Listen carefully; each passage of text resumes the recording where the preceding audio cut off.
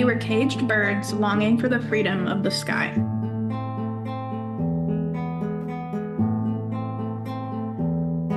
Welcome to the Busy Girls Book Club. We are a podcast that brings you reviews and updates on Book Talk's most popular books and tells you whether or not you should take time out of your busy schedule to read them. I'm Catherine. I'm Caitlin. And I'm Casey, and today we are reading an insane litfic book, so obviously one I chose. It is I Who Have Never Known Men by Jacqueline Hartman. And if you are on any of the litfic book talk circles, this book has really popped off. So we read it. It's really short, and it basically follows a young girl. It's this dystopian universe that we don't totally understand, but she's in this cage. It's like a well-lit, almost like theater, but with bars around it, with guards on the outside. And this little girl, there's some dystopian event that happens, and all the women who are with her, and then this girl who's the main character, are in there. And this girl is the only child, and she's young enough that when she went into the enclosure that she does not remember the world outside. So this is her whole reality. And so we kind of follow her. It's only women. The only men are the guards on the outside. And shit happens, and it's kind of about her exploring her identity in a world where she doesn't really understand society in a meaningful way, has never really interacted with a man, and kind of what that means for her and the women around her. And if you're watching on video, I'm with Casey in Sacramento. Caitlin has a vacation, a very bougie lake vacation, it sounds like, planned, and she's stopping in Sacramento. So she visited me. I went to Austin and Sac this year, so you guys need to come back to KC. That's sure. When and where? Yeah. KC, that's where. I know, but yeah. There needs to be a reason for it. To hang out. Okay. I spend money on a plane ticket. I need an event. Anyway. Just saying, there was no event when I went to Austin. You're right. No, you're right. I need to go to KC. You had better cut all of this out. Us arranging our friendship meetups. Do you guys have reviews? Yes, I have a great review, and I want to read it first just in case one of y'all found it, because it's freaking fun. I don't go to Goodreads, or else we all end up with the same one. Yeah, but Casey goes to Goodreads, so I know. I do. Yeah. So this is a 1-star review on Goodreads, and it says, "Wish I was I who have never read this book." That is good. That's not my review. Do you want to go next, or should I go next? Sure. I have a 5-star in a similar grain. It says, I who have never wanted it to end. Wow. Wow. That's ambitious. Mm-hmm. Okay. I have also a 1-star, and it says 1,000% disagree with nearly every single point raised here, and that's why I'd thrive in a barren wasteland. Period. I did not agree with that person's perspective, but I did think it was funny. Well, the rest of society also didn't agree with that person's perspective. The overall Goodreads rating is a 4.1 out of 5, and both Fable and Storygraph are a 4.2 out of 5. So where did y'all fall on the star ratings? I feel like we should make you go first. Yeah. Oh, you want to make me go first? You're the lowest review, so you should go. For sure I am. But to be fair, to give this book its flowers, I appreciate what it was doing. I am completely indifferent to it, though. I didn't hate it, didn't like it. I'm indifferent. It's like... I called it after I finished it and said it was going to be one of those rare ones where Casey and I like it and Catherine does not. Yeah, you definitely called it. I gave it 3 stars because I appreciate the nuance, the perspective, and the new story. I've never seen anything like it. But there are points of it where I obviously know it's not written for me and my target audience. I'm too type A for this kind of book. I can't do the no chapters thing. It pisses me off endlessly. And that was hard for me to overcome, and I just didn't. So it's a 3-star. Fair enough. All fair points, I think. Okay, so normally those things sort of bother me.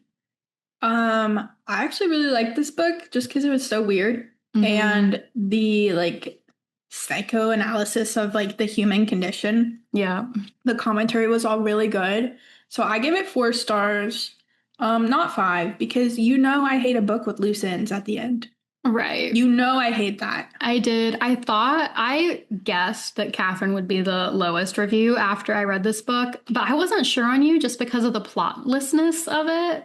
Yes, it was like a weird perfect combo of just like the really cool like sociological side of it. And I don't know. I like the writing too. Like, Yeah. and the girl was kind of funny. She was like very making funny. jokes. Yeah. And she wasn't I even, liked the narrator. Yeah, no, I appreciated the narrator actually. A lot of just aimlessness, and there was not a resolution that I was okay with. So not 5 stars for me, but it made me laugh a few times. So like, I don't know. Wow. Honestly, I'm chuffed because these are both pretty positive reviews from the two of you. It's because there's no sorority girls turning men into bunnies. Okay, well, that was targeted.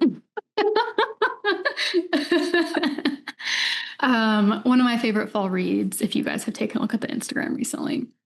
Bunny. So anyway, of course, I gave this book 5 stars. I'm obsessed with this book. I think this will probably be one of my favorite books this year. I liked all the things, Caitlin, you liked about it. I loved the commentary. It was really interesting to see how free women can be in a society with no men in it. But obviously, there's also this really dystopian context. So there was also just like a lot of commentary on loneliness and being watched and like what it really means to have freedom. Like, I just thought there were so many really deep points in the book that were so well executed. I loved the main character. I thought her relationship with the other women in the book was really fascinating because it's basically like she's an alien because all the women are older than her and understand society and, have all these socialized norms that this girl doesn't have because she just doesn't. It's like giving kid raised in the wilderness with no family. A family. Except she was around plenty of adult women who could have helped her, Right. Well, yeah, and then they wouldn't explain anything to her. Yeah, I mean, she's also an unreliable narrator. Like, I don't know. We tried to teach you math one time. Yeah, because also think about how weird because you can understand both perspectives of it. Because the narrator is like, "Why don't you teach me things?" And the women are like, "You don't need to know any of this because there's no society. Like this is all obsolete knowledge that we only have because of the very specific context we grew up in that no longer matters." But I feel like they could have bothered her more. I mean, yeah, but also they were in a cage. Yes, all fair points. Okay, would rather not be in the cage, but couldn't do anything about it. Right. Yeah, they also could not commit suicide. So anyway, we should wait to discuss the book, but yes. Okay, so shorts, I loved it. I gave it 5 stars.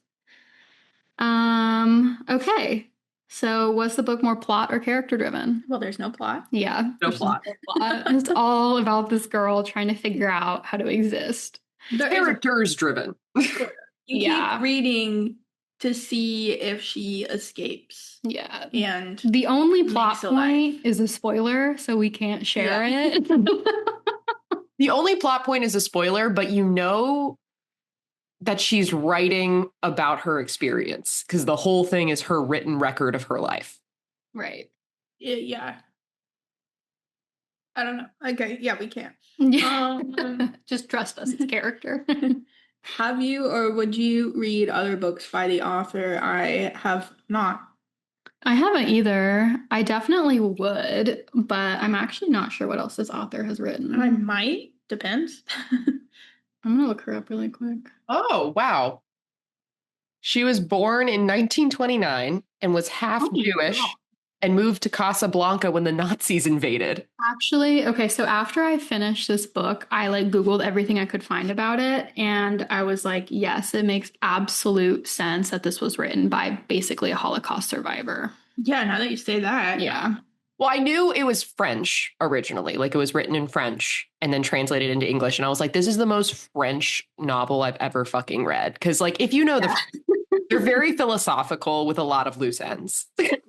I will say that makes it sound really obscure and like we just randomly picked it, but I literally had a coworker say, "Hey, I'm reading this new book. You've probably never heard of it. It's called I Who Have Never Known Men." I was like, I finished it last night. Yeah, so it's not as obscure as you think. No, It's it's really- like it's a popular book. It's because it's leaking over from lit fic fan base into dystopian fan base, which Well, and the Make- girlies are all reading the dystopian sci-fi right now, and Yeah. this is a girl written dystopian. So She's a psychoanalyst as her day job, or she was. She died in 2012. makes a lot of sense. yes, a psychoanalyst who like witnessed one of the most horrific events of modern history. I felt psychoanalyzed by this book. Yes, I felt like she knew what I was thinking. It was Yes. Yes. It was one of those, okay, that's probably why I liked it. It's one of those where I could have a dialogue with myself and Yeah. then the book would like answer my next thought and like prompt me to think more. I love Yeah. books that make you think. That's why I like Tinder is the Flesh, despite how disgusting it was. Like it just makes you think about the human condition and all those Mhm. things. Oh my God. She contracted tuberculosis. Everything is tuberculosis. I'm happy she survived. Yeah, she did. Yeah. She wrote 4 books, then had a 20-year hiatus, and then wrote the rest of her 12 books. Yeah. Yeah, I feel like I should read another. Also, Sounds fascinating. Is one of them an autobiography or a memoir? Because that sounds the I most would interesting. definitely read. Most of them have not been translated into English. Yeah. 2 have been translated into English, and that's one of them is one we read. Yeah. And one of them is called The Mistress of Silence. So it appears that silence is a huge theme in her books, which silence is also a huge theme in this one. Mm-hmm. Orlando is the only other book that is English translated, according to Goodreads. Wow. Well, better learn French. Yeah. Maybe. I'm sure they'll start doing it since this book has gotten so popular. Yeah, I believe that. What about the pacing of the book and how long did it take you to read? And I said very specifically, you keep reading to find something out, but I can't tell you what it is without running like the whole book. Well, half the book. Yeah. I read this in one plane ride. I was on a plane ride from Sacramento, where I live now, to DC.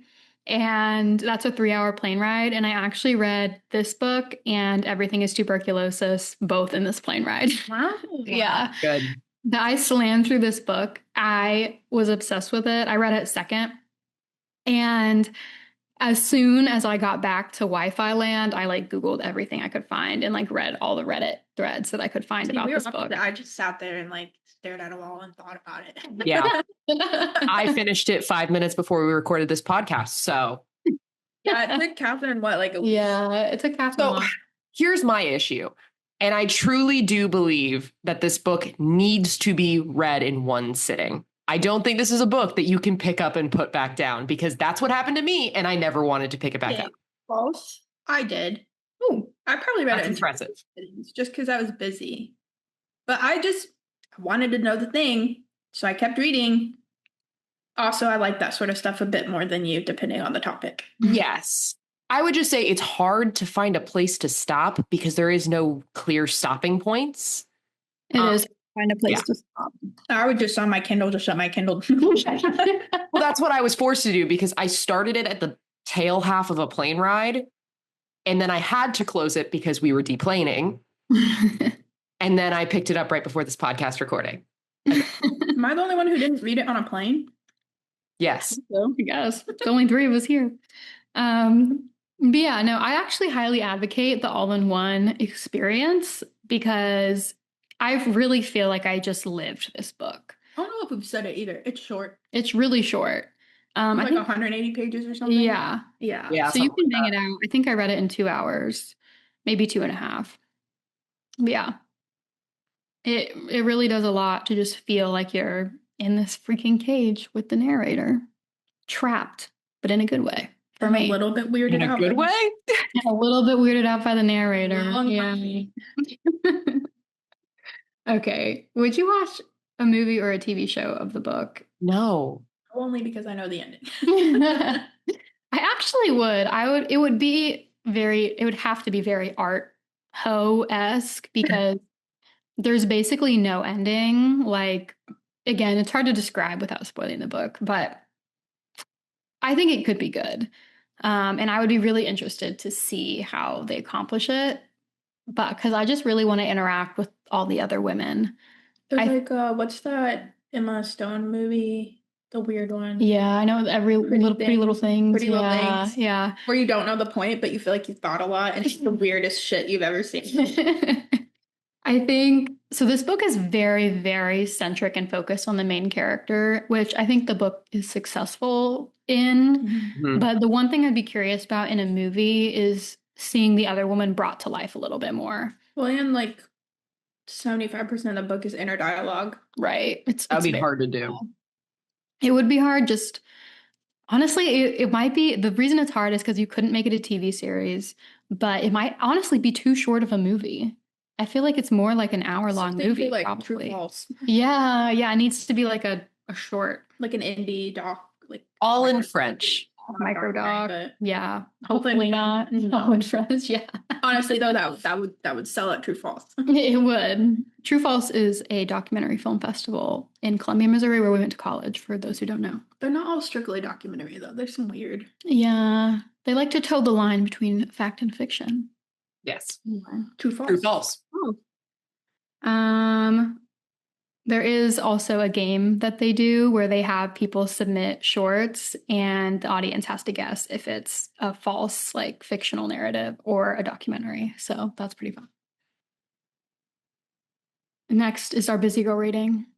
I can speak for myself already. I'm going to give it a 5 because it was really short and I loved it. I'm going to stick with a 4 just because it's not for everybody. It's definitely weird. I'm going to stick with a 3 because it's not for everybody. And it requires you to have at least 3 hours on your hands, or at least like 2 hours on your hand. Oh, please. Normal people, it's probably more guys. Yeah. You guys read really so fast. Most books we read require us to have 10 hours on our hands. No, but all in one sitting is what I'm advocating for. You have to be sitting there for that time. Fine. Well, it's fall, so cozy up and read the weirdest book of your life. Okay. Do you guys want to get into spoilers so that we can actually talk about the plot twist? No leaves and stuff outside. Yeah, you don't want to even leave your house just at all. Probably a weird one for moms. Yeah. Oh, yeah. I don't think moms would like this. No. Your moms read it. Have your mom. Yes. Oh my gosh. Fiona would not like this book. I don't think Stacey. Yeah, I don't know what Stacey would feel like. My mom just wouldn't read it. Yeah. Maybe I'll give it to her and see what she thinks. We share a Kindle, so what? Like, she has access to this book. Anyway, this book also has a lot about femininity and motherhood, which is why we're saying it might be weird for moms. Yeah. Okay. Discussion. Yeah. Spoiler alert. We're gonna spoil all these. Like this one plot point we can't tell you. Okay, so go read it and then come back because we're about to spoil it. Spoiler alert. There's no ending. They don't figure out what happens. No. She doesn't figure it out. They escape into another prison. Maybe another planet. Yeah. Who knows? It's a mystery. Is she still alive? I don't know. No, she's dead. Are other people out there? Don't know. Where's all the people? We don't know. Why were they in those cages? No one knows. Where did the guards go? No one knows. Maybe that's why I was okay with it, because there were literally no answers instead of just missing like one key answer. I was just like, well. You assume she finds that space book, so you kind of assume they're not on Earth. Yeah. But I was sort of thinking this sounds like a computer simulation. Like, I don't know. About, like, planning roads is. Yeah. It's a very Earth thing. It's true. It's kind of it reminded me of like almost Hunger Games, and like they're all in an arena under an experiment. Right. Right, but where did the guards go? Exactly. Farm. Hovercrafts. I don't know. Exactly. Right. So many questions. Okay, so spoiler alert. None of your questions are answered in the entire book. Yeah. Just think a lot. Yeah, it is solely about the experience of the main character in what is essentially a thought experiment brought to life about what happens when you raise someone basically completely isolated from meaningful society and completely isolated from men. And give them like no concept of privacy or aloneness, and then they die alone.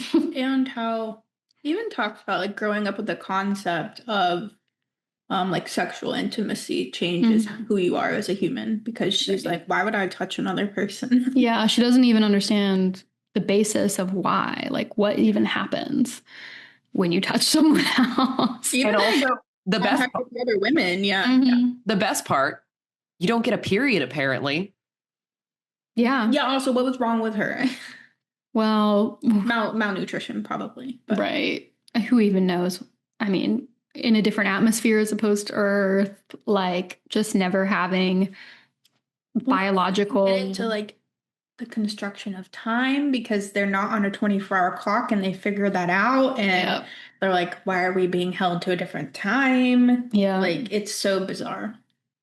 It's incredibly bizarre. Without routine and time and like habitual interaction, Yeah. who are we? Right. And also, children are the fundamental basis of why society continues, not just literally, but also like where the will to carry on in difficult circumstances often comes from. Because these people are living, like, obviously, if you're in an ordeal and you know that it might end, you'll keep living for yourself. But if you're in an ordeal and it will never end, who do you live for? You live for your children. And if you don't have children, you probably kill yourself. So it's basically like what happens when there's nothing to live for, but you just have to keep living. You're living for survival. Yeah. A quote I highlighted: I wondered what would make me stop, whether it would be hunger, sleep, or boredom. In other words, what prompts decisions when you are utterly alone? Oof. The answer is, I don't know. Yeah. How do you make decisions when it won't impact anyone but you, and when there's really no consequences other than what you can do to yourself? You write a book. Yeah. You just get old. You kind of just vibe it out. It's crazy how bored she is. Well, and then talking about how funny she was sometimes, there's another quote I highlighted that says, if the only thing that differentiates us from animals is the fact that we hide to defecate, then being human rests on very little, I thought. Period. That's why it's funny. It's I like, know. what if someone never had privacy? What would they even? So matter of fact. Yeah. She's like, why does it matter if no one can see you Well, shit? everyone's excited when they get to like take a dump behind a curtain, and she's scared. She's never been alone until that moment. And you're like, oh, that is so weird. Yeah. She's like, what do you even do if no one can see you? Like, what would you be doing that no one could see? But then she realizes she enjoys being alone. Yeah, she does. And also, the weirdest part of this book is in the beginning when she like figures out how to masturbate on accident, but she just sort of has tiny orgasms, like Just call Eruptions. eruption is staring at the male guard, which is interesting because it's almost like, how does sexuality develop when no one introduces the idea of sexuality to you? Well, no, we haven't said it, but they literally, like, the men don't look at them, they don't speak to them, they just bring them food, and that's it. So, Like a single word is never spoken. despite her seeing these men and seeing a younger, attractive guard, she doesn't know what a man sounds like or like what he does other than pace back and forth. Yep. It's weird. No concept of sex, no concept of Makes me kissing. wonder, like, did we need those guards in there and to begin with? Other than it just stumps us all when they disappear. All right. Well, also in the beginning, their purpose was more so to keep the older women in line. True. I guess that's true. Then over time, they've been in this cage for years, like 10 years. And so once the women figured out there was no way to escape, then the guards were just kind of there. They didn't even have to do anything because the women knew the rules. But they fed them. They fed them. It kept them alive in many ways. And to be fair, like, we don't know the time period for these, but it felt like, because the women were talking about like very homemaker housewife-esque. So I kind of thought it was like 1960s, 1950s that they were sucked out of, like very Cold War era. Right. And like, I was thinking nuclear holocaust, something like that, but I wasn't sure. They're men in other houses. Yes. Yeah. So all of the women in that house, except for Anthea, were homemakers. Mm-hmm. Yeah. And what were the men? That's true. Also, like, the author was born in the 1920s, so it kind of makes sense because she would have been writing this book in like a very conservative time. But also, yeah, that is one of the twists, is after they get out, they're basically the only known survivors. It's sort of like not ever addressed than what the whole point of this was, if they were just going to let everyone die because they survived basically on accident. And there were these other They did let everyone die, enclosures. yeah. Yeah, there were all these other enclosures with men. And so it was like, what was the point of even keeping men and women separate? And as far as she walks, which turns out to be like hundreds and hundreds of miles, Yeah. it's the same kind of land. She does eventually come to like a valley, sort of, but it's always more cabins Mhm. with more dead people inside. Other than the school bus full of guards, which was interesting because they were killed by something. So she's like, okay, was there something we barely avoided by coming out late after the siren? Who knows? Yeah, And and the also- sirens aren't explained. Like, yeah. One of the most maddening points in the book is she doesn't follow the road both ways. She just picks a direction and then eventually gets pulled off the road. And so we don't even know if there were other clues or anything. And she just eventually loses the will to figure it out. Well, she finds a pretty sweet like bunker. Right. He's like, well, And discovers it'd be a books great place to stop. for the first time. Yeah, there's actual entertainment options for the first time in her Like a life. bed, Right. Machines to tinker with. Yeah. A bathroom. a microwave. Oh Right. yeah, the electricity's on underground. Oh, also, we kind of assume that she dies of a cancerous tumor, so it seems to imply some kind of radiation or nuclear thing. But also, it's like an ovarian tumor. So she is literally the reproductive organ that has never worked for her is now Mhm. dying on her. Yep. Yep. Anyway, we've been talking a lot, but I did like that there were no chapters. That's normally the kind of thing that would annoy me. But I think the whole purpose of the structure of this book is to create that feeling of sort of never-ending isolation that the main character has. She's just stream of consciousness writing down her whole life as she remembers it Mhm. for maybe someone to find, maybe not. Right. But To be fair, the only examples of chapter books she has are like Tolstoy and like books that she finds very late in life. Like she's never seen a chapter book, so it makes sense. well, and she's not writing a book. She's just writing a personal account. And like if you just sat down to write about your life, I don't think I'd put chapters Right. in. I You don't- just keep on going. Which is interesting because she also just wants to believe that she can exist in some meaningful way. It's almost like that, I don't even know what it's called, saying. It's cheesy, but it's also applies to this book. And it's like, if the tree falls in the forest and no one hears it, did it really fall? Like, did it really exist? And it is. It's like all these people lived on this planet or interface or whatever it is, and then just died with no one apparently to discover them or witness their lives. Then did they exist? Like, it's almost like she just never was real. And she talks about like maybe they'll Mhm. find my papers or maybe it'll turn to dust and no one will ever know this. Right. I'm like, yeah, I don't like the non-finality of that, but Or maybe it was all a simulation. Yeah. Or maybe it was all it's a simulation. dream. It's a dream. Do you guys have any personal theories about the guards, and did they actually just disappear?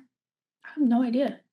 I know. I tried not to think too hard about it because then I wouldn't have liked the book. It's frustrating. You have to let it go, Yeah. which is also kind of why you understand why the main character lets it go, Yeah. because you can't just torture yourself the whole time. It's maddening. What do you think about she never had a name? Yeah. Because no one named her. She's I child. read a few books recently with Yeah. nameless narrators, but it's not because just no one took the time to give them a name. Right. That's a new one. Child. Right. They could have been nice and named her. They could have. They were not nice, despite No. all being homemakers with children. Right. Yeah, that was my thing. I was like, you literally lost your children. I feel like you would have the motherly instinct to like pick this child up and like raise it. Well, Why? they What's the couldn't. purpose of living? They couldn't touch each other. Why should Yeah, you but keep the child alive? Metaphorically. Right. Because also, I feel like if you survive a trauma like that, so they've all been ripped from their families, they don't know what happens to their husbands, they don't know what happens to their children. And then they're forced to live isolated in this very narrow universe with no point. So it's almost like, why care for the child when you're all just going to die in this weird cage and no one will ever know anything or do anything for you? Like, they're basically all just waiting to die. Yeah. So why nurture? Commentary on the motherhood too. Like, Yeah. if there's no future for your child, Why care are for you the still a child? mother? Yeah. Oh God, scary. You know, like if there's no hope for you or your kid, are you a mother? Like, what's the purpose of? Isn't Yeah. motherhood kind of ushering a kid into adulthood? You know? Right. With no No. future, there's no motherhood. I mean, to be fair, Aunt Theo was kind of a mother to her. She was. Not really. Not until the girl was finally like, "Hey, you're the only not stupid person in here," Yeah. and then like laughed in her face. I sympathize for the women. I know that they were not kind necessarily, but I also kind of understand that response. They were numb. They were numb. They're drunk. And it almost is like the same thing with the motherhood question, just also what's the point of kindness and taking care of another if there's no future? There's not really any point to being a good or kind person.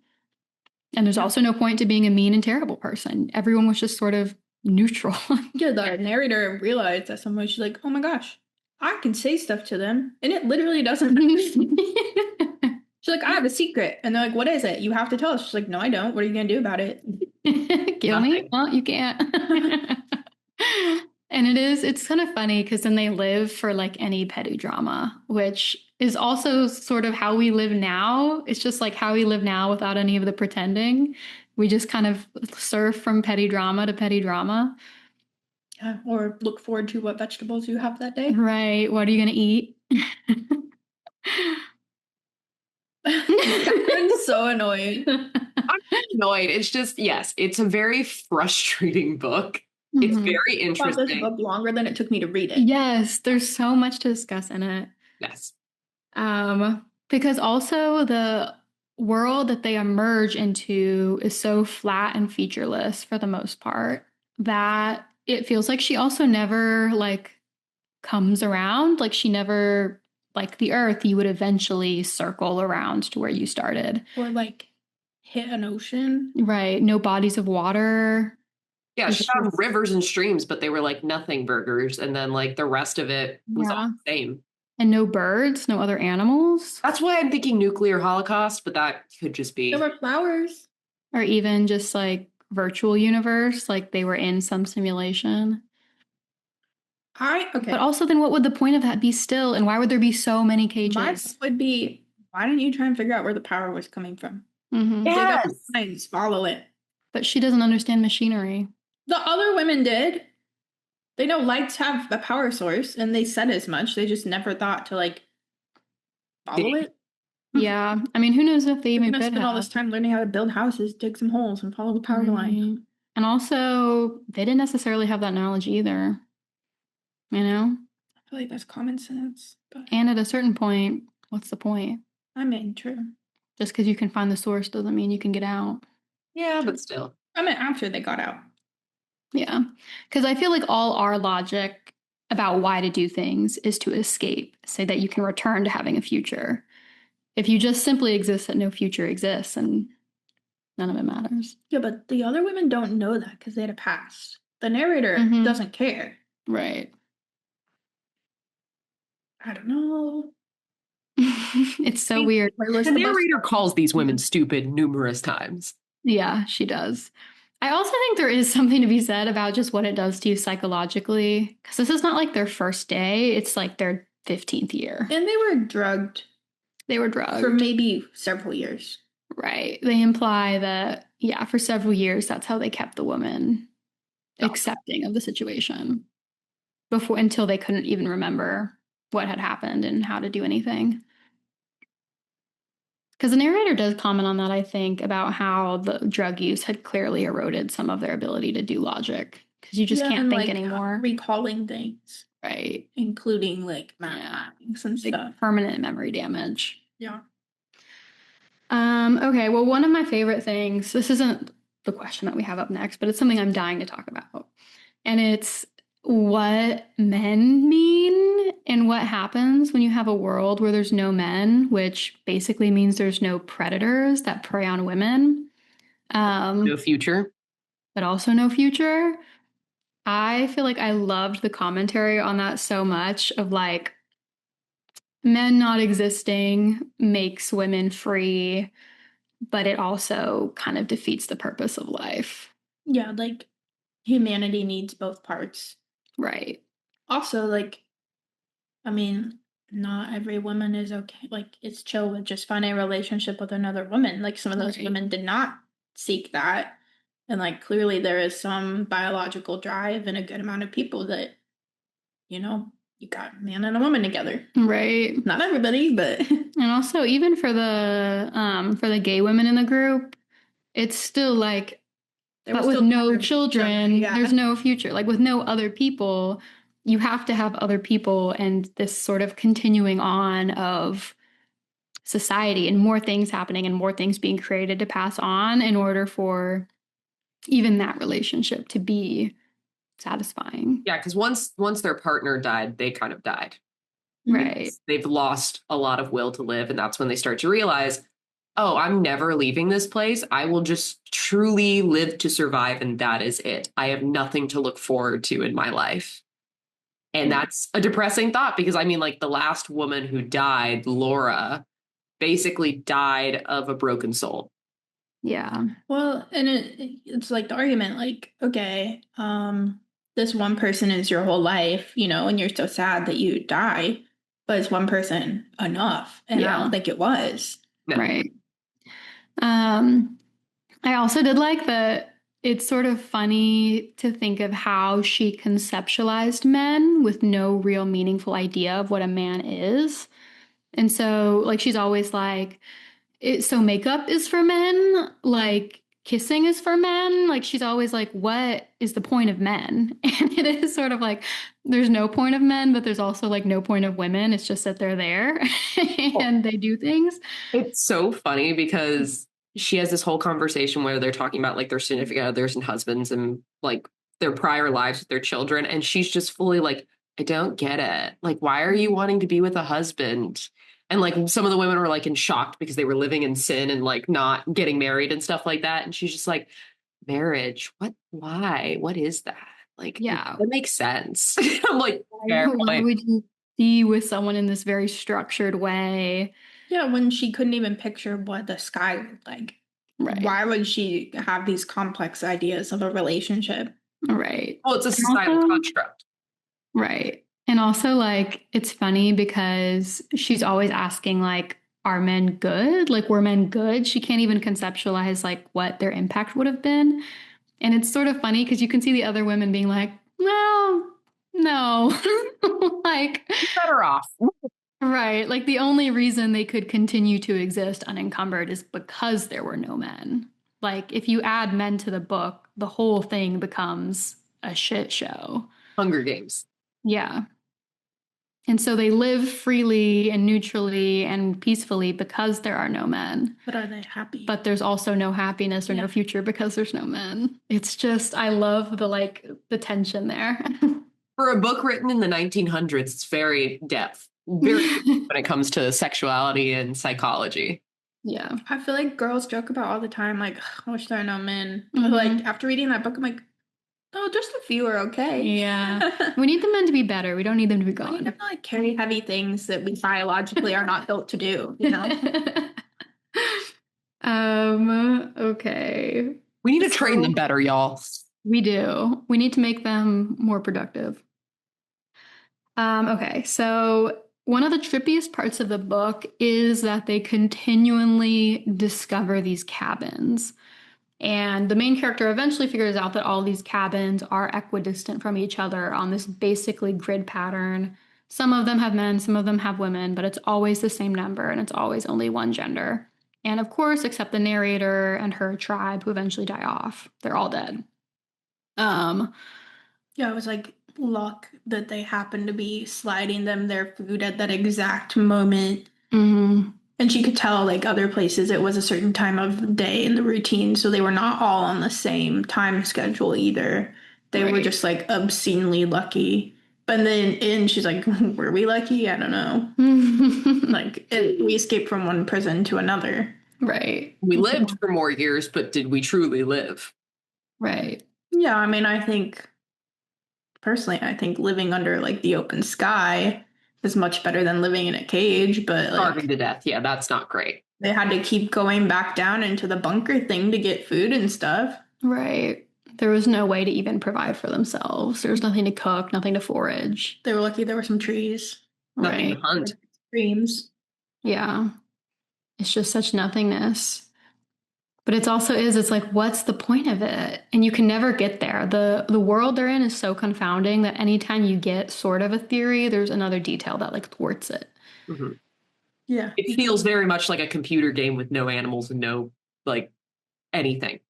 Right, right.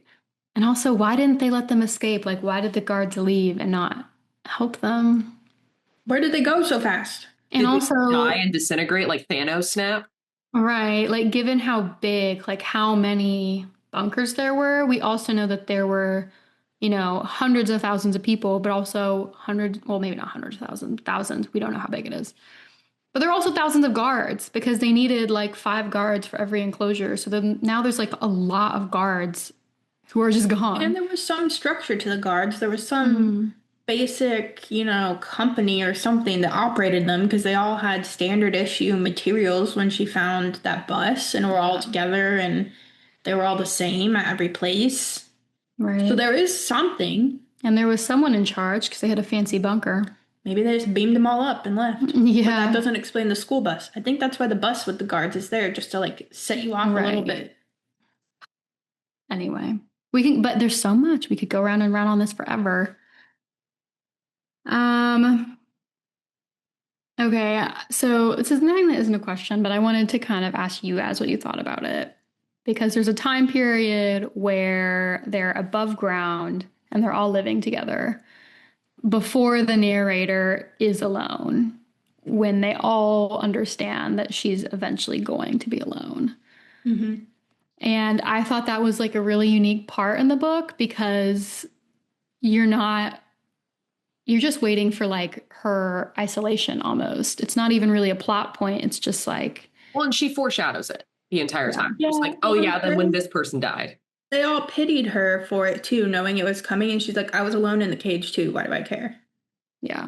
Because She's felt different her whole life and never felt like she could relate to anyone. So alone doesn't feel that scary to her. But they all pity her for it because they don't want to be alone, which is why they die of broken hearts and stuff. They grew up in society with many, many people. She grew up with just 39 women. Right. But I think this part of the book is what brings home one of the final points, or at least what I thought one of the final points was, that even though this author, or the main character in so many ways seems not human because she doesn't have all these markers of our like internalized, sociologized society, she realized that she did love and that she did crave companionship and society at the end. And that period of aloneness kind of proved to her like, oh, I miss talking to people, or even though I didn't touch people or really find comfort in them, there was still this sense of togetherness. They sparked new thoughts in her head. So Right. Keep going down another thought process. Right. But the whole question is what makes a human human? And she wonders that often. Mm-hmm. You could sort of tell even when her retelling after, like when they were building the society and building their own village, Mm-hmm. you could tell she loved them because like because she's writing in the past tense. The entire story's in the past tense. So she's writing this saying like, I remember Anthea's knowledge and wisdom and smile. And like, so there was parts of it where you felt like you could see that she actually was empathizing and like finding comfort in these people. And then at the end, she truly is getting more profound because she's truly alone and has no one but herself to like bounce ideas off of. Mm-hmm. So she's really just thinking about, this village is important to her, whether or not she says that, but like she wanted to move on from it because she had a curiosity and wanted to learn more. And she only just went with the group because she didn't feel comfortable leaving the group. Like that's what she always grew up with. So like she wasn't going to leave until the last person was gone. But she almost wanted that last person to be gone so that she could venture out and see more things. So it's an interesting dynamic. She could have left at any time. Back to the one person's not enough thing. Right. Also, then when they die, the last one dies, she's like, I don't know, I like crossed her arms and put flowers and sang a song because that's what we always did, but I have no idea why we did that. And she had no emotion about killing the women who Yeah. were sick and injured. There were no rituals, there were no morals. Right. But she still, it's interesting because it's like she had no morals and no sense of value in life, really. But at the end, that changes. The end, because she is dying and she, for the first time, kind of realizes the preciousness of having limited time, even if that's literally like the only currency you have to build life with. But what is time? Is it measured But by what is heartbeat? Is it time? measured by the rise of the sun? There's no one there to see you if you don't have any of that stuff. The ending of this book actually made me cry. I felt like it was so vulnerable. I can't explain it because she just like realizes that she is human. Like a lot of this book is what makes someone human. No, I still don't totally buy that she is, but I think she is. like I think she's missing a lot of humanity. Yeah, but does humanity need to be that way? She's human in the sense a 2-year-old is human. But she still cares for the other people and is part of She society. genuinely cared for Anthea.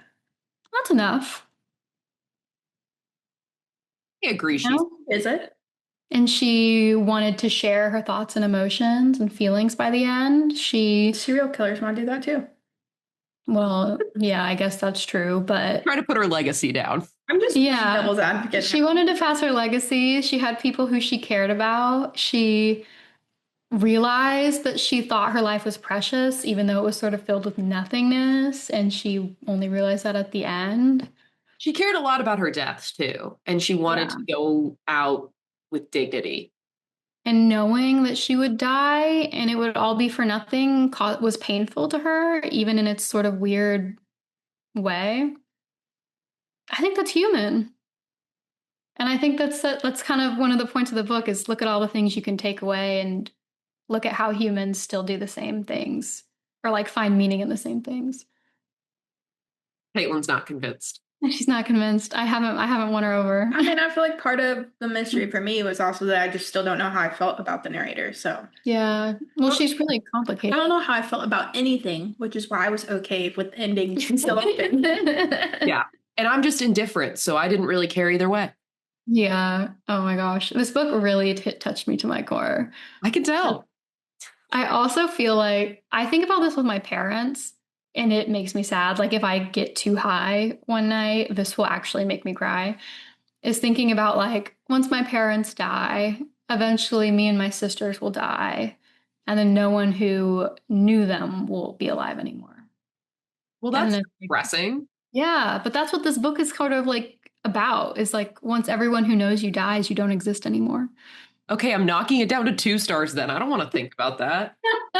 That is like the entire purpose of anyone in the world ever creating art is to be remembered beyond their time. That's not like a I know. Touch humans and like be human past your death. I'm kidding. But yes, that's depressing to think about, and I don't want to think about my parents' death. And bury our bones too. Like when no one says your name anymore, you're truly dead. Yeah. Hey. Sorry, I had to yell at my dog. Okay, so what did you ultimately think about the narrator's end account of her life and the fact that she wrote everything down for someone or no one to find? First of all, she didn't know how to read or write, so I don't really know how she did that, but No, they taught her. Sort of. In the dirt. Yeah, in the dirt. She learned mostly by reading a gardening book. And a space book. And Tolstoy. Yeah, and Tolstoy. Still. I don't know. Like I said, I don't know how I feel about her. I don't know how I feel about the ending. I don't know anything. She's very smart. I give her that. She's very smart. Mm-hmm. Because she's unencumbered by emotion. So she's a sociopath. Yeah. I don't think she's actually a sociopath. I think this is one of the reasons this book is interesting because it's like what truly makes someone a sociopath. I don't think she like is that because of like I think it's just her circumstance, not like a genetic or inherited thing. Right, but then what does it mean to be a sociopath if everyone would be a sociopath if we didn't raise them in society and help them to care about people? They grew up in society. Yeah. It's very much so nature versus nurture, and she got neither of them. Yeah. It is. It's like, well, is that really what the human brain is and how humans would act? I think maybe, yeah. Yeah. Society really does form us into what we become. Anyway, I do think that the action of writing it all down is very interesting for someone who has never really understood human connection. I feel like though she takes it from almost a scientific perspective. Like maybe someone will find this someday and learn someone did escape. She's not necessarily even saying it as maybe someone will read it and they'll know my name and I'll be remembered. She's She doing doesn't write her it like fucking a- name. No, she She's doesn't. doing it so like, hey, this thing happened in case you're wondering. But why do that at all? In case someone else. Hey, see that dead body over there? That's me. That's inherently, though, like thinking about people and doing something for another person. I don't know. I feel like she's very clinical about it. She's clinical about it, but I feel like that's just her way. Like she wouldn't say this the way we would say it because that's just not the world she grew up in. Yeah. Here's another question. Do you think she ended up killing herself? Yes. Yeah, I do. Really? Yeah. She did it for all the other women. Yeah, true. If you're sick and you're hurting, why not? I mean, that's a different topic. It's hard to do. But Yeah. Maybe There trigger was- warnings, guys. Yeah, sorry. But there's yeah, no we one. didn't give any trigger warnings for this book. Jesus Christ. This book is triggering though because it's so disturbing and it's so much about like loneliness. Put trigger warning in the description. Yeah, we'll try to retroactively protect people. Well, do you guys think anyone else is out there? What's left of Earth? What's left of people? I would hope so. Someone's out there. The guard went somewhere. Yeah. Yeah. Someone's alive. Humanity is alive. She's not the fucking last human. No, Where that are hot they? young guard is. The hot young guard. Right. My theory on the guards is I think they had to have been like born and raised there or something, even though that doesn't make sense either. No, because she was talking about they were all old, and then one day there was a younger one. Yeah, but it's like, how do you make people who grew up in regular society enforce the standards of this society? I think she comes to the conclusion in the book that they were also prisoners You're of some remembering sort. this girl survived the Holocaust. So. Yeah. Well, I'm just saying in the book, like, Yeah. But they're The- definitely the people who narrator- grew up in a normal society who enforce Oh. things they shouldn't have. You know what Yeah. I mean? okay, well, They're that's, the Nazis, yes. that is true. Yeah. But the lack of human emotion from the guards, like they had no emotion. Like no They anger. scared of something Yeah. or someone, And that's why the narrator concludes that they were also prisoners in some way. which I think is fair. Which There is was also incentive of some intriguing. sort to act the way they did. Right. Dang. Well, I think that's it. Damn. It's a The main deep- character dies. Yeah. Probably. Surely she does. We don't know though. You're such an optimist. She finished, Probably. she finished writing her story and then says that she's probably going to commit suicide. We don't know if she does. See, probably. I think she does. Okay. I have a book recommendation. Oh, Okay. I have not thought at all about what I'm going to recommend. I did because when I was reading it, it reminded me in a Wait, weird I way didn't know. of another book we have read, and that would be Lone Women. Okay. Fair. In the same way, Loneliness, but just like isolation. women isolated on the plains. Yeah. A little bit of a sinister undertone. Yeah. I think that's a good recommendation. I'm going to recommend Tender is the Flesh. Fair. Yeah. It's short, literary, and disturbing in sort of a similar way. For lit, It's what makes a human a human. Yeah. it does. yeah. For lit fic, I'm going to recommend Martyr. Yeah. Or just general women being badasses. Bury Our Bones in the Midnight Soil. Yeah. I was going to say this book, in the most tangential way, reminds me of Bury Our Bones in the Midnight Soil. What makes a woman a woman? What makes a woman a woman? What's It's life what makes her a when you have vampire. Yeah. Do you need men? Hey, if you can just create vampires and live forever, no. Right. Wow. Okay, cool. Well, you guys let us know what you thought of this book. This book is so perplexing. If you have hot takes or theories, please send them our way. And you can do that pretty much everywhere online at Busy Girls Pod. All right. I'm Casey. I'm Caitlin. And I'm Catherine. Thanks for listening. And when you get a chance, take a break with the Busy Girls Book Club.